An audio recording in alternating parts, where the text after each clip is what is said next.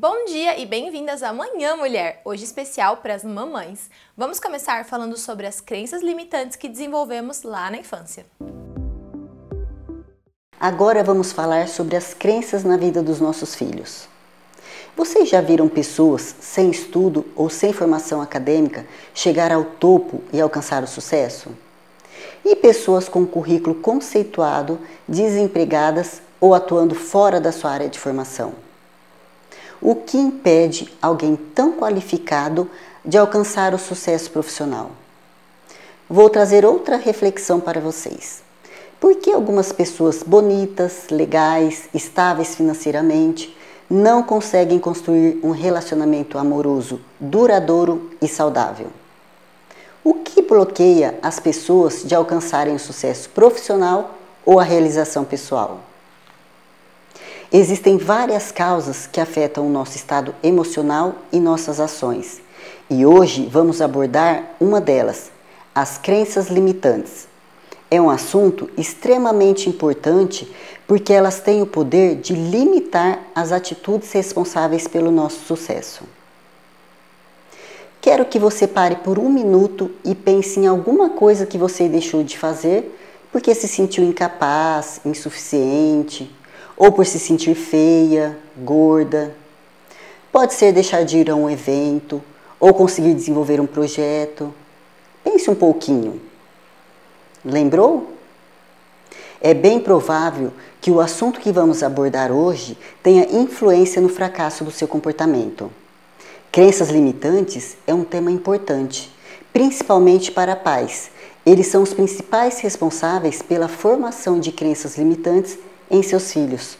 Essas crenças são os grandes sabotadores do sucesso na fase adulta.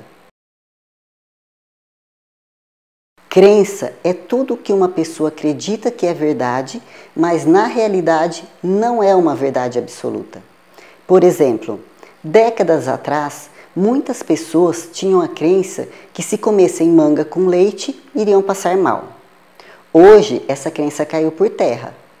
Essa é uma crença antiga que foi criada intencionalmente na época do Brasil colonial, dos tempos dos escravos. O leite, naquela época, era um alimento bastante raro e caro, sendo de consumo exclusivo dos senhores do engenho. Já a manga era abundante. Como os escravos comiam manga o dia todo, para que eles não consumissem o leite, os senhores do engenho inventaram esse mito, que consumir leite e manga juntos fazia mal. Então, crença é tudo aquilo que acreditamos como verdade. A crença é um padrão mental construído. Agora, quando essas crenças impactam negativamente nossas vidas, elas são chamadas de crenças limitantes. As crenças limitantes são pensamentos negativos sobre nós mesmos, sobre o outro ou sobre o mundo que acreditamos serem verdades, mas que na verdade não são. Esses pensamentos são automáticos, inconscientes e prejudiciais, e por estarem tão consolidados na nossa mente, afetam e limitam o nosso desenvolvimento pessoal, social, acadêmico ou profissional. O que são crenças limitantes sobre nós mesmos? São características negativas que acreditamos possuir e que nos fazem procrastinar ou sabotar nossas atividades, como eu não sou capaz, eu sou burro, eu não sou bom o suficiente, largo tudo pela metade, sou feio, nunca vou ser rico, ninguém nunca vai me amar. São pensamentos negativos sobre nós mesmos que nos limitam. E sobre o outro? São pensamentos afirmativos de que as outras pessoas são más, que mulher dirige mal, que homem não chora, que ninguém é confiável, que todos os homens são infiéis, que as pessoas mentem. São conceitos que não são reais sobre as outras pessoas e que limitam o sucesso no relacionamento amoroso e social. E sobre o mundo? As crenças mais comuns sobre o mundo são de que o mundo é cruel, o mundo é perigoso, é difícil ganhar dinheiro, que políticos são todos corruptos, que o mundo está em crise, é por isso que nada dá certo para mim. São percepções negativas instaladas sobre o mundo, sobre a situação financeira ou política que nos limitam. As crenças limitantes são uma forma bastante sofisticada de autossabotagem e serve de obstáculos mentais para a concretização dos nossos sonhos. Mas como as crenças são criadas? As crenças limitantes são criadas na infância e na adolescência. Na infância, tudo que a criança vivencia ou aprende, ela absorve como verdade. Isso acontece porque o seu cérebro não está totalmente formado.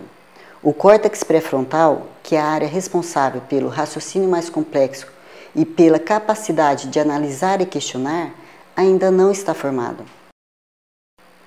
Com isso, a criança não tem a capacidade de definir se uma situação é boa ou ruim, segura ou perigosa, verdadeira ou falsa. Nessa fase, pais e educadores têm forte influência na formação de crenças. Na adolescência, o cérebro já está um pouco mais desenvolvido e os ídolos, as autoridades e os amigos são os principais influenciadores no desenvolvimento das crenças. Na fase adulta também podemos desenvolver crenças, mas acontece com menos frequência e intensidade, porque o nosso cérebro já está totalmente formado e moldado por nossas experiências e aprendizados. As crenças limitantes se instalam quando uma criança ou adolescente ouve com frequência frases negativas, como você não faz nada direito, você deixa tudo pela metade, o seu irmão é muito melhor. Eles passam a acreditar nessas afirmações e permanecem registradas em sua mente ao longo de toda a sua vida.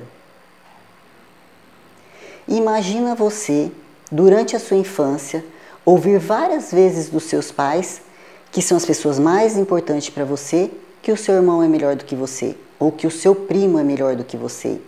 Isso vai ficar registrado na sua mente. E quais são as consequências na vida da criança quando ela ouve frases negativas?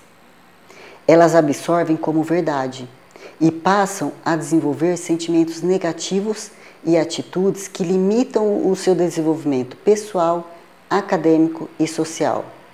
Vamos pegar como exemplo a frase: o seu irmão é melhor do que você. Quando a criança ouve essa frase, ela começa a ser afetada, a sua autoestima começa a ser afetada. E ela deixa de ter interesse em algumas atividades por não se sentir capaz. E quando ela estiver na fase adulta, essa mesma crença pode fazer com que ela desista de uma entrevista de emprego por acreditar que os outros candidatos estão mais bem preparados. Ou poderá recusar uma proposta de chefia por não se sentir capaz de assumir o cargo. E tudo isso porque na infância ela ouvia dos pais que o seu irmão ou o seu primo era melhor do que ela. As crenças negativas também são criadas quando a criança ou adolescente vivencia situações como traição entre os pais ou briga, conflitos por dinheiro. Os conflitos como esses podem desenvolver crenças que bloqueiam relacionamentos saudáveis.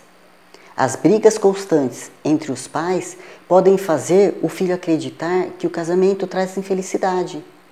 Quando o pai trai a mãe, ele pode criar uma crença de que as pessoas traem.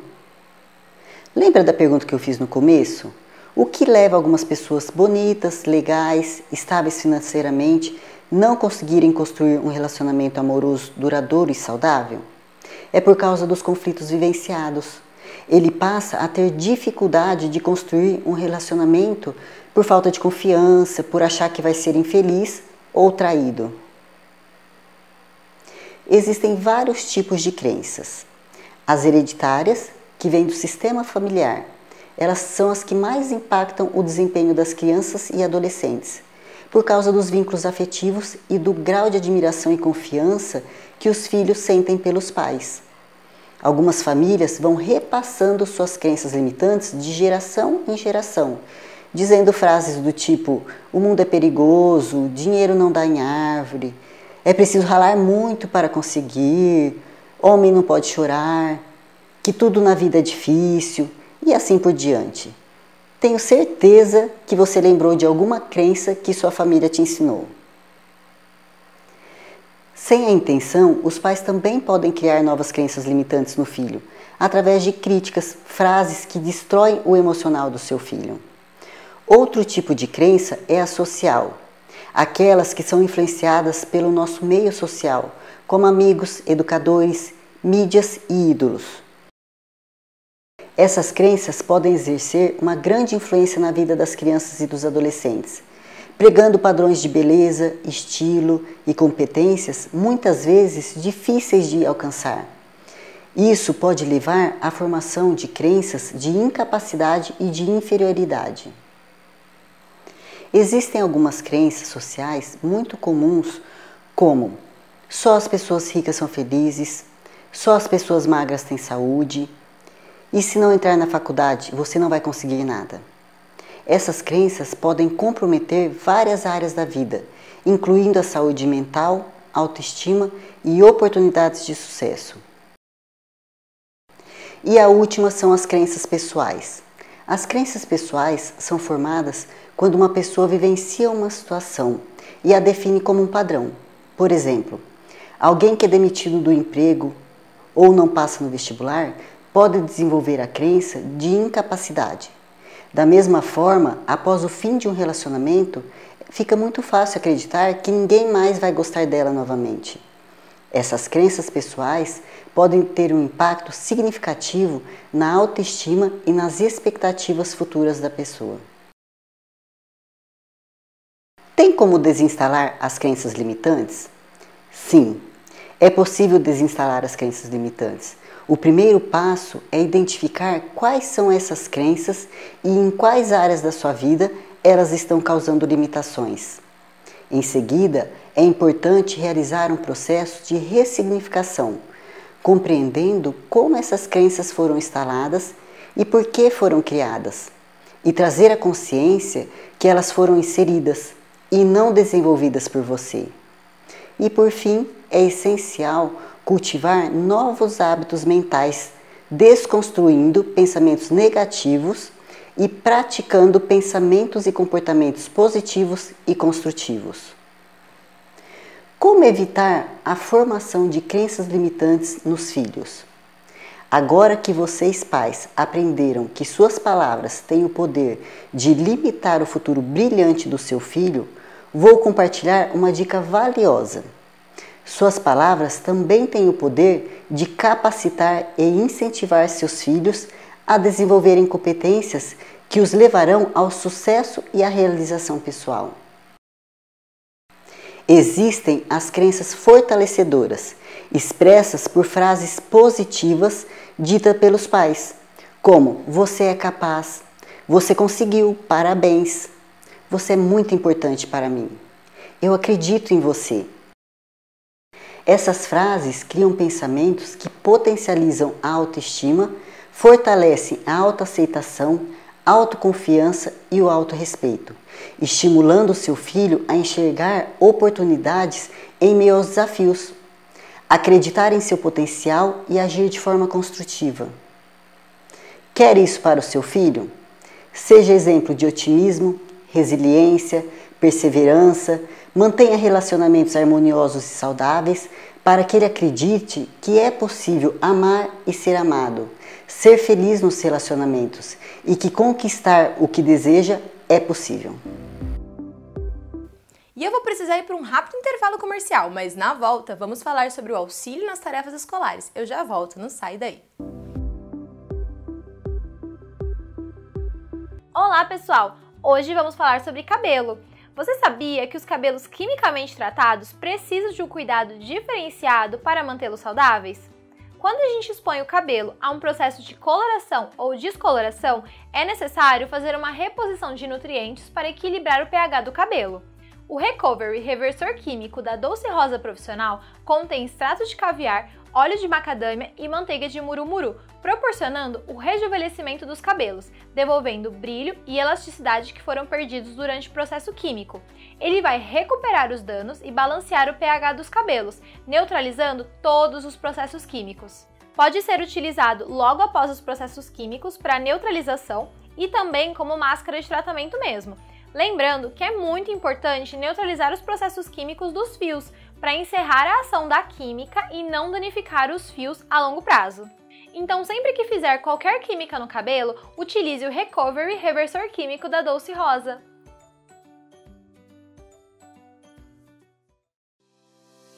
Essa é a Baronesa Beauty Studio, um salão completo para você cuidar de sua beleza em um ambiente descontraído e aconchegante, longe dos problemas e da correria do dia a dia.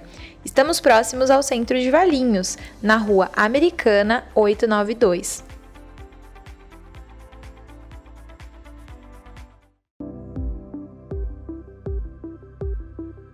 Voltei e, como prometido, vamos falar sobre o auxílio nas tarefas escolares. Olá, sou Kátia Montesino, psicopedagoga, trabalho com a educação há alguns anos e hoje estou aqui para compartilhar com vocês um pouquinho da minha experiência sobre as crianças em fase escolar, principalmente das séries iniciais. E no consultório, a maioria dos pais chegam com uma questão: Kátia, como eu posso ajudar o meu filho nas questões escolares? Quanta coisa nós podemos pensar sobre as tarefas de casa, os estudos, as questões escolares. Primeiro, penso que tem uma situação bem importante. Mãe não é professora, casa não é escola. Quando a gente consegue ter o discernimento para essa situação, de que mãe muitas vezes não tem recursos para poder ajudar o seu filho naquele momento. O ambiente da casa precisa ser um ambiente adequado para essas tarefas, para esse estudo. Por quê? A minha casa não é escola. Ótimo. Na escola, todos esses ambientes são organizados de uma forma para que essa criança seja recebida e possa desempenhar da melhor forma possível tudo o que é solicitado. Durante essa semana, nós fizemos uma enquete na minha página do Instagram, katia.montesino, com 4 perguntas. E essas perguntas, as pessoas precisavam dizer se acreditavam ser corretas ou não corretas. Vamos lá. Auxiliar na tarefa de casa é uma situação que eu devo fazer? Uma questão. Saber de tudo o que acontece na escola é importante? Outra questão. Deixar que meu filho ou minha filha faça tudo sozinho, pois assim desenvolve autonomia? Importante. Estar perto, deixar que ele ou ela resolva as questões, mas eu estou ali, disponível, por perto. Se precisar, me pede ajuda. 4 respostas que são de extrema importância, desde que haja equilíbrio entre todas elas.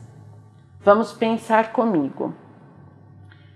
Nós estamos focados nas crianças em fase de alfabetização, que são as crianças das séries iniciais, vamos pensar até o 5º ano, mas dicas que valem para todos os estudantes. Hoje nós temos crianças em diferentes fases de escola dentro da nossa casa, né? Auxiliar nessa tarefa é importante? É importante. A palavra já diz, auxiliar. O que significa auxiliar? Ajudar, fazer uma leitura. Muitas vezes a criança tem a habilidade da leitura fluente, mas não tem interpretação. Então eu posso ler para o meu filho o enunciado de um exercício? Posso? Isso é um auxílio? Sim, isto é um auxílio. Ah, Kátia, mas eu já sei, eu leio tudo e eu vou explicar para ele com as minhas palavras tudo o que eu entendi. Não, faça o inverso. Leia para ele e diga, o que você entendeu do que eu li, meu filho? Minha filha. Tudo bem? Muito bem. Saber de tudo o que acontece na escola para poder ajudar o meu filho. Uau! Se você conseguir saber tudo o que acontece na escola para poder ajudar o seu filho, você é Mulher Maravilha mesmo. Ou mulher, né? Ou super-homem, porque muitas vezes os pais também se incumbem desta ajuda. Não dá para saber tudo o que acontece na escola, até porque são dois ambientes totalmente diferentes. Nós falamos isso no início. Na escola, quem precisa ouvir o que está sendo dito lá, quem precisa se apropriar de tudo isso para trazer para casa são as crianças. Sejam elas crianças das séries iniciais, adolescentes. Tudo isso faz parte da construção da autonomia. É preciso que as crianças desenvolvam essa autonomia. Cada vez mais nós temos filhos, entre aspas, que dependem da ajuda dos pais o tempo inteiro. Deixar que seu filho faça sozinho essa tarefa escolar é importante? Sim, é importante. Ele deve começar a exercitar essa autonomia muito cedo. Vamos pensar que tudo que se investe muito cedo é um processo de crescimento, um processo que ao longo do tempo vai sendo adequado à necessidade dele e que vai acontecer. É preciso que aconteça, é necessário que aconteça. Eu sempre costumo dizer para os pais que chegam até mim que pais bons são aqueles dispensáveis. Triste ouvir isso, né? Porque nós pensamos ser sempre extremamente indispensáveis. Não devemos ser. A autonomia com as questões escolares é isso.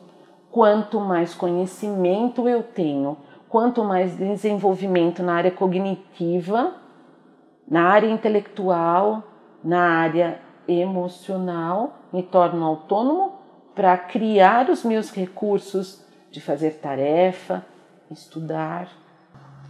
Estar perto do meu filho durante essas tarefas escolares ou esse momento de estudo, deixar que ele resolva as suas questões da forma que ele puder, mas eu estou por ali, disponível. Sim, isso é uma boa opção. É importante que as crianças saibam que sempre haverá um adulto por ali, por perto, em casa. Esse lugar é adequado?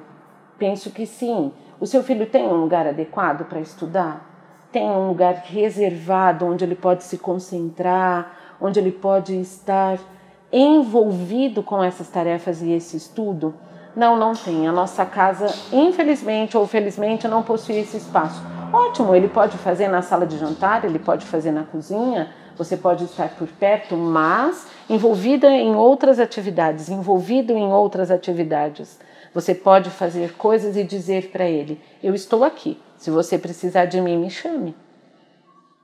Esse processo de crescimento das crianças, porque muitas vezes olhar para os nossos filhos e vê-los crescidos dá uma sensação, né, de ninho vazio.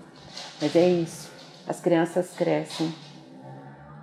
Quando lidamos com escola, sempre é importante pensar: qual o meu papel? O que é que eu desenvolvo com o meu filho? Vou te contar um segredo. Lá em casa eu tenho crianças em fase escolar. Estudei muito, trabalhei muito com educação, fui professora aí por algumas décadas. Funciona? Não, não funciona. A mamãe não é professora lá dentro de casa. Quando você vai falar alguma intervenção, quando você vai dizer alguma coisa, a minha filha diz: mãe, mas a minha professora não explicou desse jeito. Mas não foi desse jeito que a professora pediu para fazer. Ótimo, então faça do jeito que a professora pediu. Faça do jeito que você entendeu quando ela te explicou. Porque é exatamente isso. Quem se encarrega disso é a professora. Você auxilia. Nós pretendemos com essas conversas trazer para vocês que estão em casa, compartilhando desse momento conosco, muitas situações práticas de exemplo para que faça sentido para os adultos que estão próximos às crianças. Vamos pensar também que não perdemos de foco a situação em que nós estamos vivendo, né? Eu acompanho alguns grupos de pais e eu ouço bastante. O meu filho não consegue ficar sentado, ele não consegue ler as tarefas, ele não consegue ter capricho, os cadernos não vêm para casa, os livros não chegam. Isso quando as crianças não dizem, eu perdi. Perdeu onde? Não sei. Você tentou procurar? Não. Por quê?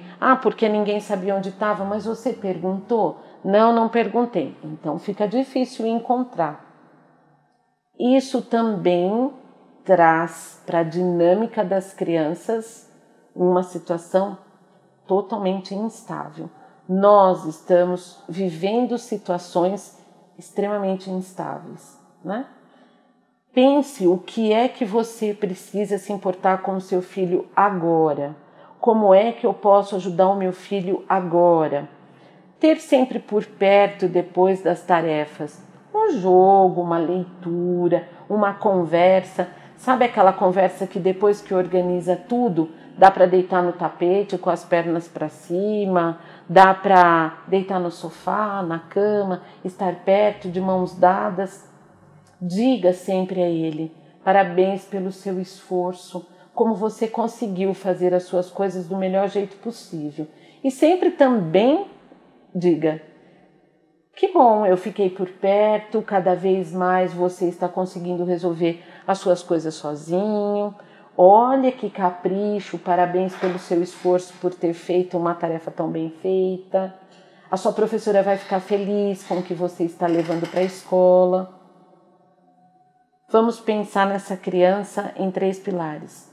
Cognitivo é super importante, o intelectual é super importante e o emocional é super importante. É um tripé que não dá para ter uma perninha manca, porque se tiver não funciona. Elabore tudo isso, traga as suas dúvidas para que a gente consiga ajudá-los da melhor forma possível.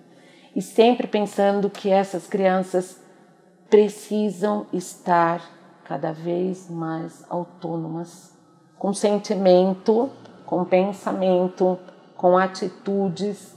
Essa autonomia vem junto com essa maturidade. Esta maturidade vai chegando todos os dias. Quando há esse alicerce, quando há essa intervenção dos pais, tudo se resolve. Tudo fica tranquilo. Chegamos ao fim de mais um programa. Se você lembrou daquela amiga que tá com dificuldade com os filhos, compartilha com ela esse programa lá no nosso canal do YouTube. Eu vou ficando por aqui, mas amanhã nos encontramos novamente em mais uma Manhã Mulher.